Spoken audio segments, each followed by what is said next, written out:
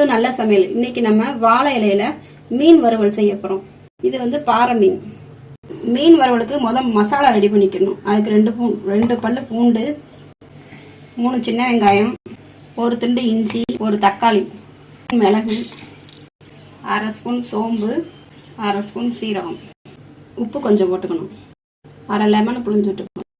மீனை இந்த மாதிரி கீறி வச்சுக்கணும். அப்பதான் மசாலா உள்ள பிடிக்கும்.